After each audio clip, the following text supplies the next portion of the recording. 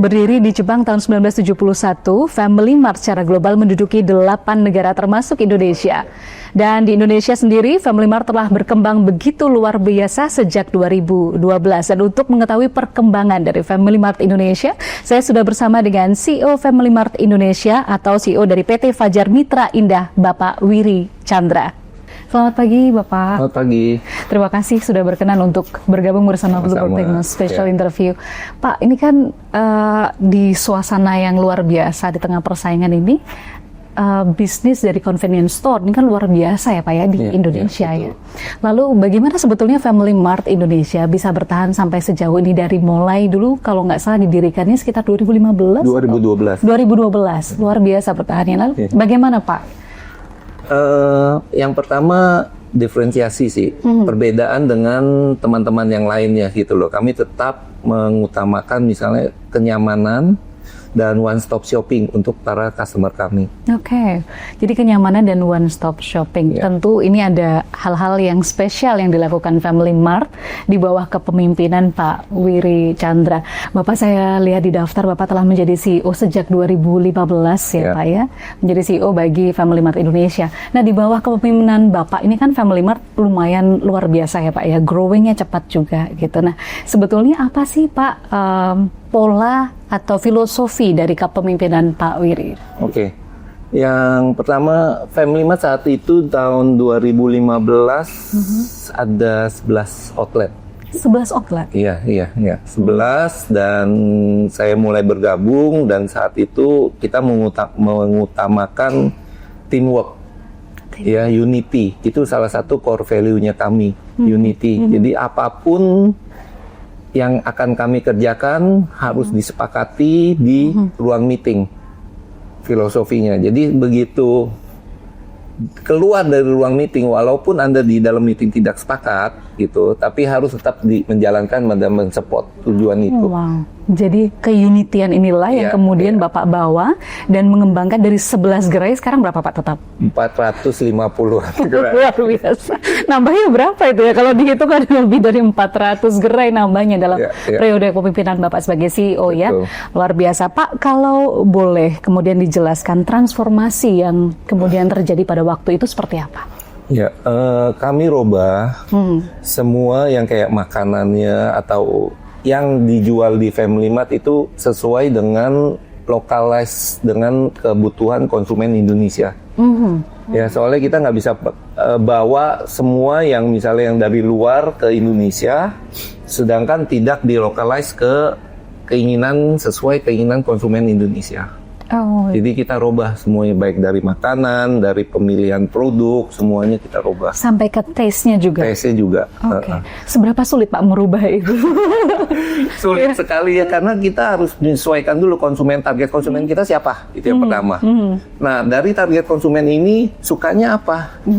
Orang Indonesia sukanya beda dengan yang di Jepang atau yang di Thailand atau yang di tempat lain. Orang Indonesia sukanya yang crispy, goreng-goreng, manis. Betul sekali. Crispy, goreng-goreng dan manis, ya itulah orang Indonesia, betul sekali Pak. Betul. Nah itu kemudian ada nggak yang Bapak temui tantangan dalam rangka merubah atau transformasi Family Mart ini? Banyak sekali ya. Jadi kita juga butuh waktu, nggak sekali. One shot kita dapat yang sesuai dengan keinginan konsumen seperti saat ini, ya, yang kayak kopinya kita. Dahulu tuh kita punya kopi di self service semuanya, seperti Jepang. Ya, jadi konsumen harus pencet mesinnya, tekan mesinnya untuk langsung diambil. Itu lebih praktis, actually, right? Tapi tidak berjalan di Indonesia. Ya, jadi kita balikin kopinya sekarang di back counter dan kita ada barista khusus untuk membuat kopinya, dan itu makanya baru meledak penjualan kita saat ini. Oke, jadi orang Indonesia juga karakternya butuh di serve gitu ya Pak ya, dan Family Mart mengerti itu, luar biasa. Ya, betul sekali. Pak, kalau tadi Bapak sempat sebut barista, saya tertarik dengan beberapa gerai yang kemudian memakai barista robot begitu ya. Ini juga di bawah kepemimpinan Bapak ada seperti itu. Keputusannya seperti apa Pak? Kenapa menampilkan hal ini? Balik lagi sesuai dengan target market kita yang anak muda. 25 sampai 35 tahun targetnya. mereka butuh experience, mereka butuh sesuatu yang butuh konten untuk diupload. Ya, oleh sebab itu kita menginisiasikan barista robot yang pertama di Indonesia saat itu. Ya, saat ini kita ada 4 barista robot yang robot-robot itu sampai bisa membuat es cendol, sampai es krim, cone, dan semuanya bisa. Dan yang lebih kita banggakan adalah kita hanya membeli lengan robotnya itu saja yang dari luar, tapi otaknya sendiri sebetulnya yang paling susahnya itu dibuat oleh karyawan kami sendiri in-house. Pak, tadi kan Bapak menyebut bahwa itu hanya tangan robotnya saja yang dari luar, kemudian dalamnya otaknya semua dari pegawai di Family Mart sendiri. Ya, anak muda di karyawan kita sendiri in-house. Itu gimana ceritanya, Pak? Menarik sekali. Iya, makanya kita juga kasih challenge ke anak-anak muda. Makanya ternyata kita juga anak muda Indonesia bisa loh gitu loh. Nggak perlu semuanya harus dari luar, nggak perlu semuanya harus import. Sedangkan kita sendiri, even karyawan Family Mart sendiri in-house dan bisa. Luar biasa. Inilah yang membuat unity tadi ya Pak. Betul. Ya, karena juga mengkaryakan anak-anak sendiri, pegawai-pegawai sendiri di Family Mart, dan ini menjadi sustain ya Pak ya. Dari 11 gerai, saya ulangi lagi menjadi 455, luar biasa perkembangannya. Pak Wery, strategi bisnis untuk menghadapi persaingan di convenience store di Indonesia itu kan luar biasa ya Pak. Betul. Kalau kami punya datanya 2023 itu sebanyak sekitar 40.000 convenience store di Indonesia. Nah, apa sih sebetulnya strategi untuk bisa mendobrak gitu, selain tadi harus menyesuaikan dengan size-nya, tapi apa lagi Pak yang dimiliki Family Mart? Yang pertama, ada 3 hal ya yang menurut kami convenience store bisa sukses. Yang pertama, jumlah outlet. Ya, itu harus di mana-mana dan tidak boleh kanibal. Jangan terlalu dekat posisinya, dan kita harus clustering. Justru berbeda jauh-jauh. Oh, ini agak berbeda ya sama biru dan merah di sana. Kadang-kadang kita harus mengakui beda customer lah, beda konsumen kita dengan si biru dan si merah gitu loh ya. Kita jangan berhadapan langsung dengan gajah. Si semut yang berhadapan langsung dengan gajah langsung-langsungan head to head ya kan, percuma gitu. Ya, jadi kita juga mencari peluang konsumen yang berbeda dengan mereka. Ya. Yang kedua, harus bagus di produk dan kenyamanan di toko. Jadi kalau konsumen ke toko kami, mereka pasti akan mengetahui perbedaan dengan convenience store yang lain, baik suasananya, ambience-nya, ya, dan produknya. Ketiga yang paling utama adalah manajemen. Itu yang balik lagi yang tadi seperti awal saya katakan, manajemen unity. Itu yang paling penting. Ide apapun, yang sebaik apapun ide yang diterapkan di head office sebagai support center, tapi tidak dijalankan oleh operation, akan percuma. Nol besar. I see. Ya. Jadi harus top down sama semua gitu ya Pak ya? Betul. Jadi dari total 5.000 karyawan harus mengetahui semua programnya. 5.000 karyawan? Iya. Luar biasa.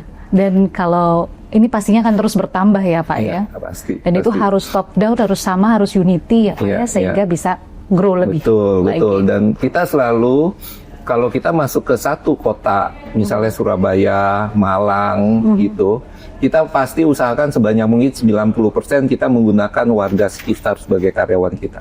Oh, jadi memberdayakan warga sekitar juga. Iya. Kita juga maunya kita masuk ke satu daerah, kita juga ikut mengembangkan daerah tersebut. Oke.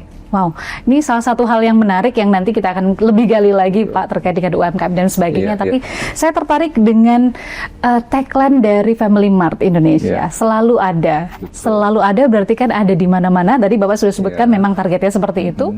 Dan kemudian juga satu store berbeda dengan store yang lain tadi Bapak sebutkan. Itu gimana sih Pak? Sistemnya bagaimana? Saya bingung karena aku biasanya kalau kita masuk ke convenience store yang lain kayak sama aja loh. Iya. Karena kita multi format small store multi format. Dan posisi kita ada yang di gedung perkantoran, gedung perkantoran di Jakarta ini ada 130-an gedung, dan kami ada di 100 gedung tersebut. Kurang 30, nanti tambah lagi ya Pak. Luar biasa, lebih dari separuh berarti ya, lebih dari 30%. Lebih dari separuh. Nah, otomatis yang konsumen yang ada di gedung, nggak mungkin kita jual beras 10 kilo. Repot bawa pulangnya, Mbak. Ya, betul sekali, Pak. Jadi otomatis space-nya kita akan gunakan untuk menjual produk yang lain yang diminati di outlet tersebut. Berbeda dengan outlet kami yang ada di apartemen atau dekat perumahan. Otomatis mereka membutuhkan beras dan yang lain-lain. Seperti itulah. Jadi memang disesuaikan sekali dengan karakter dari konsumennya, termasuk ya tadi ya Pak ya, apakah nggak repot ya Pak ya seperti itu ya? Saya cuma pikirnya bahwa gedung ini isinya orang seperti ini, disesuaikan tokonya, luar biasa sekali. Kalau mau untuk khususnya retail is detail. Maka itu dia bilang retail is detail. Retail is detail. That's good quote. Retail is detail. Saya setuju sih. Harus benar-benar kita spesifik gitu loh. Mereka konsumen lah, bukan kita yang mengajarkan konsumen untuk membeli apa, tapi konsumen lah yang mengajarkan kita. Kita harus sesuai dengan keinginan konsumen. Wow. Ya, jadi memang ribet. Dan bayangkan satu toko itu sekitar 2.000 sampai 3.000 item. Wow. Ya, luar biasa. Jadi itu ada tim riset tersendiri tentu saja ya Pak ya, yang digunakan kemudian untuk mengerti sales-nya apa, sampai sedetil itu. Retail is detail. Luar biasa sekali. Menarik sekali Family Mart Indonesia ini ya Pak ya. Dari saya lihat ada 8 negara sebetulnya bergabung di Family Mart global ya Pak ya. Tapi kemudian Indonesia saya lihat juga pesat sekali pertumbuhannya, dan tadi karena retail is detail, jadi ada trik-trik khusus ya. Ternyata ini strategi bisnisnya yang pastinya agak sulit untuk ditiru ya, karena perlu import yang luar biasa. Betul. Ya, Pak, dalam perkembangannya tentu saja kita juga melihat bagaimana saat ini convenience store, kemudian ada grocery store tentu saja juga, dan waralaba lainnya menggunakan digitalisasi, kemudian pendekatan membership dan lain-lainnya. Kalau di Family Mart seperti apa Pak? Kebetulan sekali kami baru launching yang kami sebut Famigo. Aplikasi Famigo. Famigo. Itu adalah benar-benar baru dan kami saat ini sudah launching. Tujuannya satu, ini untuk konsumen dapat produk yang diinginkan, makanan yang diinginkan tanpa antri. Tanpa antri? Ya. Gimana itu Pak caranya? Mungkin bisa dijelaskan sedikit soal Famigo. Saya jelaskan pelan-pelan ya. Jadi Famigo ini adalah aplikasi Family Mart yang bisa di-download di Apple Store atau Play Store masing-masing di handphonenya. Setelah di-download, registrasi dan di-link ke beberapa payment. Oke. Jadi tinggal pesan di sana, tentukan jamnya, misalnya saya lagi di kantor jam 11, mau jam 12 mau kopinya Family Mart nih, mau turun KSK gitu. KSK ya kan. Tinggal pesan di handphone jam 12 bilangnya mau pick up di toko yang mana. Setelah itu tinggal bayar pakai QR atau pakai e-money. Setelah itu jam 12 mereka tinggal turun langsung ambil tanpa antri. Jadi sudah disediakan, antrinya cukup di digital itu ya Pak? Luar biasa, itu sangat memudahkan Pak, buat anak kantor seperti saya. Karena kadang mepet waktunya. Betul, mepet waktunya. Dan kita lihat yang toko-toko kami yang khususnya di office ya, karena istirahatnya semua sebarang jam 12, turun dan antrinya jadi panjang.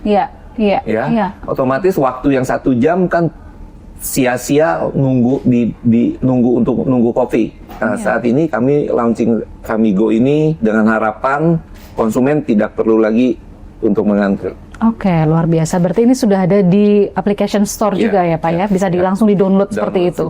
Itu perlu ada langganan dan sebagainya? Nggak ada? Nggak ada. Bahkan harganya lebih murah. Oh iya? Daripada yang di offline. Kalau gitu saya akan segera download Pak Wiri ya. Nanti Famigo. Karena saya suka sekali dengan KSK sebetulnya. Dan kalau boleh, ini tadi kayaknya saya diambilkan KSK. Saya mau coba. KSK dengan Demon Slayer. Ya, memang kopi itu memang menjadi santapan atau minuman yang sudah biasa sekali dikonsumsi oleh para pekerja ya Pak ya. Iya. Dan sebenarnya semua kalangan ya Pak ya, dari yang kantoran sampai ibu rumah tangga ngopi semua. Dan memang KSK ini menjadi salah satu produk unggulannya dari Family Mart, atau boleh dibilang itu brandingnya Family Mart ya Pak. Kenapa memilih KSK Pak sebetulnya? Kopi susu keluarga ini karena kita family, jadi kita sebutnya kopi susu keluarga, by the way. I see, sangat sesuai itu namanya. Dan ada satu cerita lucu sebetulnya. Pada saat 2 tahun lalu atau 3 tahun yang lalu, April Mop, ya, kita marketing kita ada ide untuk info kalau KSK mau di discontinue. Oh iya? Iya, pada April Mop itu. Oh, karena April Mop. Dan saat itu semuanya heboh, bener-bener heboh, dan sampai ada yang beli berliter-liter untuk di-keep karena dia pikir tanggal 1 itu kita udah nggak jual KSK. Aduh, iseng lah. Ini strategi marketing yang luar biasa ya. Dan itu benar-benar bikin heboh dunia sosial media saat itu. Yeah. Dan besokannya kita minta maaf sih, kita kasih KSK-nya Rp1.000 free for 2 days. Tapi itu sungguh luar biasa sih strategi marketing yang ya lucu tapi kena ya Pak. Iya, sambil sekaligus mengukur juga ternyata secinta itu masyarakat sama KSK. Semuanya sampai kita punya postingan yang komen tuh sampai puluhan ribu. Iya. Suruh jangan dimatikan. Mungkin jangan berhenti dulu ya Pak ya. Masih suka dengan KSK. Dan kita besokannya kita info keluarga karena kita ini kopi susu keluarga, keluarganya sudah rujukan, jadi udah tidak jadi lagi dia. Luar biasa. Jadi benar-benar kayak seolah-olah itu keluarga ya. Iya. Aduh, saya speechless Pak sebenarnya. Sangat cerdas strategi marketingnya, dan bahkan itu juga bisa jadi hasil riset mengukur kecintaan masyarakat Indonesia terhadap produk Family Mart ya. Luar biasa sekali. Pak, ini kita akan masuk lebih dalam tentang Family Mart Indonesia. Tadi Bapak sudah sebut di awal bahwa kalau bikin gerai pasti juga memberdayakan masyarakat sekitar. Artinya ada CSR juga yang bergerak di situ. Betul. Nah, kemudian kalau saya masuk tuh Pak, ada banyak pernak-pernik atau makanan-makanan yang sebetulnya bukan produksi dari produsen-produsen besar, tapi UMKM. Itu juga bagaimana Family Mart memutuskan untuk juga mengakomodir UMKM Pak? Kami ada salah satu store kami di Smesco. Oh. Ya. UMKM. Langsung UMKM. Jadi kami juga ada kerjasama tersendiri khusus dengan Smesco untuk UMKM. Jadi kami kerjasama dengan ginilah istilahnya. Seperti yang tadi saya katakan, saya masuk ke satu daerah, saya maunya itu berkembang dengan daerah tersebut. Ya, jadi banyak UMKM, even saya sendiri yang datengin UMKM-nya waktu di Surabaya. Dan kita ngobrol sendiri, dan kadang-kadang tuh mereka takut untuk masuk ke modern retail. Ntar katanya pembayarannya susah, ntar ribet dan yang lain-lain. Karena ada standar A, B, C, D, E gitu ya. Dan itu yang kita harus jelaskan ke mereka. Gitu loh. Kita jelaskan ke mereka, terus kapasitasnya, dan kalau produknya memang bagus dan sesuai dengan ketentuan kita even bisa buka ke semua outlet kami gitu loh. Ya, jadi ada banyak UMKM yang memang supply ke kami saat ini, dan kami permudah semuanya, dan kami bantu ngurusi PIRT-nya, packaging-nya, semuanya juga kami bantu sih. Jadi one stop gitu, Bapak mereka tinggal mengajukan, kemudian di assessment seperti itu ya Pak ya. Dan jangan-jangan tadi Bapak sebut, Bapak sendiri berbicara pada UMKM, nyoba sendiri Pak? Nyoba. Luar biasa. Dan tapi yang banyak yang lucu ya, yang kayak, oh kita mau ambilnya segini, mereka bilang, oh nggak bisa.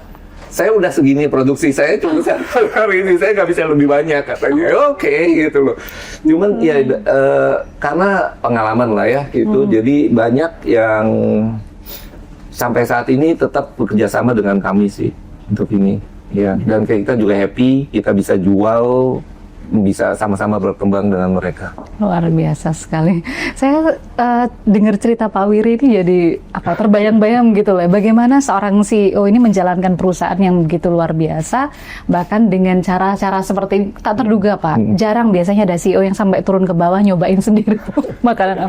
Tapi itu luar biasa. Sebab itulah maka dari 11 tadi saya 455. Prinsipnya gini lah Mas, sebetulnya ya. Kita buka usaha memang untuk profit, ya. Tapi kita juga butuh lingkungan sekitar kok. I gitu. see. Ya, saya ambil contoh satu ya, yang pada saat COVID 2020. Ingat nggak? Hand sanitizer itu mahalnya minta ampun. Oh iya Pak. Sampai ratusan ribu. Bahkan susah didapat. Iya, dan susah didapat. Yes. Ya, Family Mart adalah salah satu-satunya toko yang menjual dengan harga normal. Itu nggak rugi Pak waktu itu? Ya, kalau mau untung banyak saya akan naikin harga, saya pasti untung. Tapi Bapak memilih untuk iya. Luar biasa. Bayangin kalau misalnya warga susah mendapatkan hand sanitizer dan COVID-nya berkembang, kan impact-nya ke kita juga, ke karyawan kita. I see. 5.000 karyawan itu. Iya. Yes, jadi tidak hanya memikirkan profit, memikirkan CSR juga, sekitar gerai karyawannya, dan juga bangsa juga Pak jadinya ya. Kan dengan seperti itu Bapak membantu Indonesia juga untuk lebih cepat lepas dari COVID ya. Luar biasa sekali. Family Mart, saya nggak nyangka loh Pak, perbincangan kita ini membawa begitu dalam gitu ya, ke dalam family-nya Family Mart. Iya, luar biasa. Bapak lebih dalam lagi Pak, kita ingin mencoba tadi mengulik lagi tentang inovasi digital yang tadi Bapak sudah sebutkan, ada robot yang kemudian dikembangkan sendiri oleh karyawan ya Pak ya. Lalu tadi ada Famigo gitu. Selanjutnya ada inovasi digital apa Pak yang mungkin diangan-angankan Family Mart? Diangan-angankan ya. Lebih ke ini ya. Pertama, ordering kios. Ordering kios tuh yang konsumen tinggal order di depan, biasalah. Itu kita juga udah ada beberapa. Terus kita ada drive-thru, yang drive-thru-nya kita beda, yang di Surabaya kita ada drive-thru pertama, dan itu adalah drive-thru yang berbeda karena konsumen bisa pesan even beras atau minyak di drive-thru itu, gitu. Nggak hanya makanan dan minuman. Ya. Jadi dia benar-benar drive-thru, benar-benar kenyamanan yang kita pilih. Benar-benar bisa drive-thru beras dan minyak ya Iya. Pak. Ini pasti ibu-ibu yang nonton akan kemudian bergelora Pak ya untuk kemudian ikut drive-thru-nya Family Mart. Rencana apakah ada pengembangan lain Pak? Misalnya Family Mart yang drive-thru ini juga ada di Jakarta begitu? Pasti ya. Kami tunggu Pak, betul-betul sebagai ibu-ibu yang ada di Jakarta kami akan menunggu kehadiran ini. Nggak usah repot-repot, membuang waktu, jadi masih banyak waktu untuk anak dia dan suami di rumah. Betul sekali. Nah, kalau di Famigo apakah juga bisa order seperti untuk itu? Famigo saat ini kita hanya di makanan dan minuman itu. Oke, mungkin on the go ya Pak ya. On the go, luar biasa. Nanti Bapak kalau tadi kan sudah ada 455 gerai, kemudian Family Mart ini kan bergeraknya bersama pembukaan gerai. Target di 2025 berapa dan kemudian nanti bagaimana Pak strategi mencapainya? Oke. Minimal kami harus achieve 500 store di akhir tahun ini, ya. Dan kayaknya itu akan tercapai di bulan November paling lambat. Karena saat ini udah sekitar 40-an store on progress dalam pembangunan. 40 store sedang on progress, paling lambat November sudah achieve targetnya. Oke, baik. Kalau target di 2025 achieve sebelum akhir tahun, maka target selanjutnya apa? Akan lebih besar gitu ya. Targetnya akan lebih besar lagi. Gimana Pak? Mungkin bisa diceritakan target, mungkin 5 tahun ke depan Family Mart Indonesia seperti apa? Oh iya, 5 tahun ke depan ya kita akan memastikan kalau Family Mart Indonesia akan menjadi convenience store nomor 1 di Indonesia. Amen. Dengan berbagai keunikannya keberbedaannya dan kenyamanannya untuk konsumen. Nah, luar biasa. Kalau tadi Bapak sempat sebutkan di awal bahwa tadi buka gerainya itu sekitar Jabodetabek, Jawa Timur. Kemudian apakah Bapak tidak tertarik untuk buka yang misalnya di kota-kota besar lain gitu Pak? Manado katakanlah gitu, atau yang lain di luar pulau? Pasti. Banyak, apalagi Indonesia ya, ribuan pulau dan penduduknya 280 juta. Ini pasti nggak habis. ya. Dan kami butuh waktu, dan kami selalu prinsipnya masuk ke satu kota itu kita kita udah siapkan matang-matang. Kayak Surabaya kita sekali buka langsung 10, Malang langsung 10 di hari pertama. Langsung 10 store. Iya. Aduh, itu ngagetin convenience store yang lain pasti. Kita kan nggak akan masuk satu-satu gitu. Ya, jadi kita langsung kan pasti kalau kita udah komit masuk ke satu kota, kita pasti all out masuk ke sana. Oke, rencananya kapan Pak kira-kira akan tahun depan akan masuk ke satu kota lagi. Satu kota lagi? Masih di Pulau Jawa atau di luar? Harus ada hintnya Pak. Oh iya. Di Pulau Jawa. Masih di Pulau Jawa. Oke, baik. Kita tunggu Pak. Jadi 10 store langsung ada di kota itu. Iya. Di mana ya kira-kira? Tapi pastinya sudah dipersiapkan dengan matang, bahkan risetnya tentang daerah tersebut juga ya Pak ya, melihat apa yang dilakukan saat ini. Balik lagi, kita pasti riset dulu dan kita pasti tahu konsumen kita yang mana yang akan kita targetkan di toko tersebut, di kota tersebut, even lokasinya pun spot-spotnya sudah kita tentukan dari saat ini. Lokasi-lokasi sekitarnya di mana supaya tidak saling kanibal. Oke. Tadi ya, supaya tidak saling kanibal, justru berjauhan dan sangat berbeda dengan kompetitor yang lain. Pak, kalau kita juga berbicara tentang tadi pembukaan gerai, kemudian boleh nggak kami dijelaskan sedikit tentang keunikan atau gerai paling unik yang dimiliki oleh Family Mart sampai hari ini? Kami ada satu gerai yang baru buka, itu di Kiai Maja. Di Kiai Maja? Ya. Gerai itu dua lantai dan jual buah-buahan dan sayuran. Wow, sudah mulai masuk convenience store yang grocery ya Pak? Iya. Jadi ini adalah toko terlengkap kami dan lantai 2-nya itu ada meeting room, ada quiet room, dan suasananya suasana Jepang. Waduh, ini sudah bukan lagi convenience store plus grocery, tapi sudah one stop shopping. Jadi kalau ibu-ibu habis anterin anaknya, bisa belanja di kita sambil arisan dulu di lantai 2. Sebuah konsep yang sangat luar biasa, kayaknya belum ada ya, belum ada. Baru satu-satunya Family Mart Indonesia di bawah kepemimpinan Pak Wiri Chandra. Pak Wiri, kemudian kita akan masuk ke ranah yang lain Pak. Tadi sudah banyak sekali kita kulik tentang Family Mart Indonesia, di dalamnya ada family-nya, ada bagaimana strategi bisnis. Sekarang kami ingin mengulik tentang kehidupan Bapak sebagai CEO, tapi juga sebagai tentu saja seorang ayah, seorang suami, dan sebagai rekan bisnis bahkan ya Pak ya. Di tengah kesibukan yang Bapak jalani ini, bagaimana sebetulnya Bapak bisa membagi waktu Pak antara keluarga, antara partner bisnis dan juga usahanya? Ini agak susah sih. Agak susah ya Pak? Tetap gini, prinsipnya adalah sebisa mungkin kalau kita sudah keluar dari kantor, kan kita udah makan waktu agak lama di kantor ini. Begitu kita keluar dari kantor ini, sebisa mungkin kita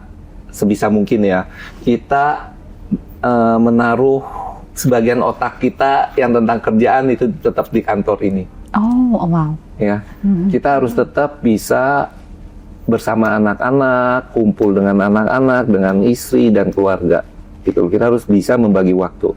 Jadi nggak semuanya ya terus-terusan megang handphone, nggak terus-terusan ngechat gitu loh ya.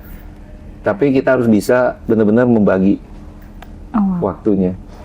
Wow, ini tipsnya untuk menjadi seorang CEO yang sukses ya Pak ya. Tapi benar-benar itu nggak membuat, kadang-kadang ada orang yang kemudian kalau di rumah tetap diteleponin orang. Kalau Bapak? No. Jadi kalau sudah sampai rumah, semua pekerjaan dilepas? Kalau bisa, kecuali benar-benar urgent ya. Kecuali benar-benar urgent, kayak ada kejadian di toko, di outlet, atau di mana ya. Gitu. Oke, luar biasa. Perjalanan karir Bapak, saya lihat tadi mulai dari banker dulu ya Pak ya. Kerja di bank, kemudian masuk ke retail ya. Cukup lama Pak ya, di satu retail ini ya Pak ya, sampai dengan operation director waktu itu terakhir. Saya lulus SMA, saya kuliah sambil kerja karena orang tua saya nggak sanggup biayain saya. Wow. Jadi saya kerja di bank, salah satu bank nasional, sebagai teller, sebagai customer service yang melayani konsumen, nasabah, sampai deposito, dan terakhir jadi account officer di bank tersebut. Ya, itu 9 tahun. 9 tahun. Iya, sampai saya di tengah-tengah saya lulus kuliah, biaya sendiri, saya lulus kuliah, jadi kerja dari pagi sampai sore, after that sore lanjut kuliah sampai malam gitu. Yang lulus, setelah itu 9 tahun di bank, 98 saya pindah ke retail. Setelah itu saya pindah ke salah satu grup supermarket dan hypermarket. Saat itu selama 16 tahun. Oke. Ya. 16 tahun dan sebagai dari level kategori manager sampai operation director, marketing director, pernah commercial director, pernah. Jadi karena saya udah muter ke beberapa division head, jadi 2015 saya join Family Mart. Jadi waktu itu muter ke seluruh division berarti kan sudah penuh bekalnya ya Pak ya, merasakan di marketing ini sehingga cocok untuk menjadi CEO Family Mart Indonesia, dan ternyata memang membuahkan hasil. Dan kalau saya lihat tadi Bapak 9 tahun di bank, walaupun meskipun sambil mahasiswa ya Pak ya, sambil sekolah. Kemudian habis itu berapa tahun tadi Pak? Di 16 sekarang di Family Mart sudah 10 tahun. Bapak ini termasuk orang yang sangat loyal gitu ya. Karena nggak pindah-pindah Pak. Iya, kalau sedangkan anak muda sekarang ini kalau 2 tahun pindah, 2 tahun pindah.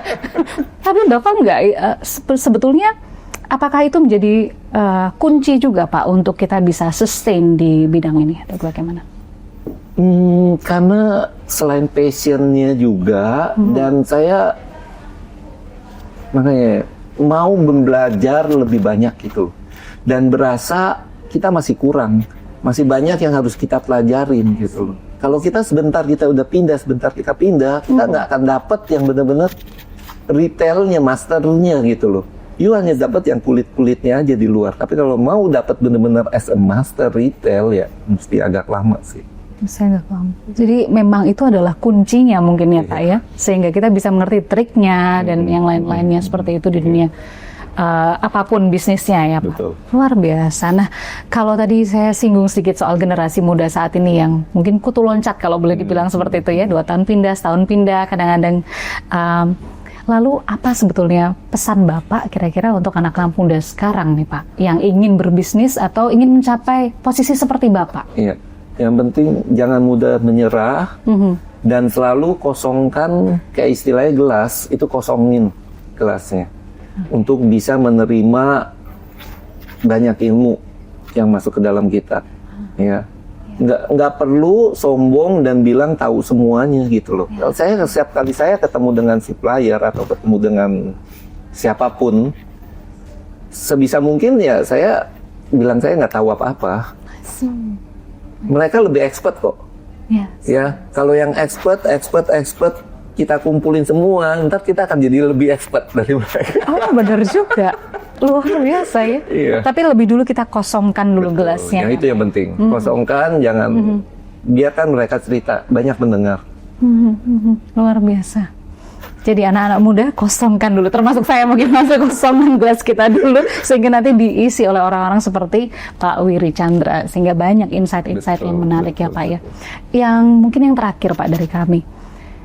Kalau Bapak melihat Family Mart dan Bapak sendiri sebagai CEO dan sebagai seorang pribadi, sebagai seorang ayah dan sebagai seorang kepala keluarga begitu, melihat kehidupan Bapak 5 tahun ke depan dan Family Mart itu akan seperti apa balance-nya Pak?